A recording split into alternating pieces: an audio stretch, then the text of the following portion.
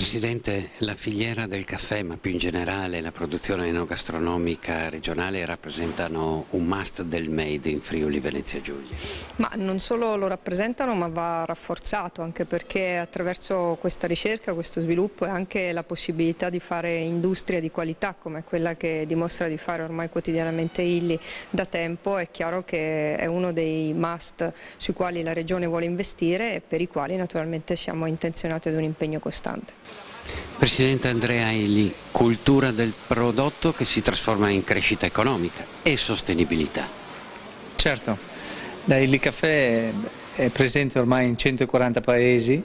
opera in 4 mercati di riferimento, quello dell'ospitalità, quello della casa, degli uffici e anche degli spazi aperti, e quindi sta investendo moltissimo.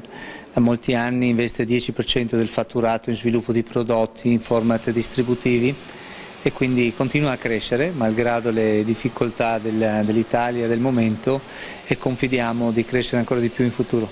Trieste potrebbe rappresentare in prospettiva una nuova rotta, un New Deal della filiera del caffè? Trieste è la capitale mondiale del caffè. A Trieste si trovano tutti gli elementi, tutte le catene, se vogliamo, gli anelli della catena della filiera del caffè, dalla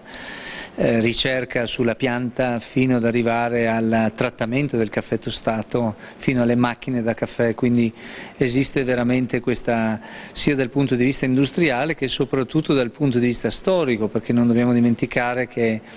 il porto di Trieste è il porto di riferimento per tutto il Mediterraneo per il caffè, e che il Mediterraneo è stato il crogiuolo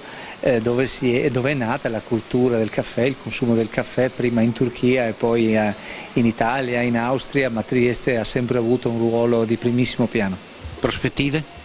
Prospettive è quello di continuare a investire per quello che ci riguarda e di dare un contributo quanto più possibile anche positivo sul territorio, ad esempio attraverso il nostro grosso progetto che abbiamo sull'Expo 2015. Siamo il partner ufficiale del caffè dell'Expo 2015, l'official coffee partner, e intendiamo portare quindi una progettualità che rappresenterà la più importante celebrazione del caffè della storia, e intendiamo farlo in piena collaborazione con le istituzioni locali, a partire dal Comune, a partire da Trieste Espresso Expo, a tutti i colleghi dell'industria e possibilmente anche la Regione.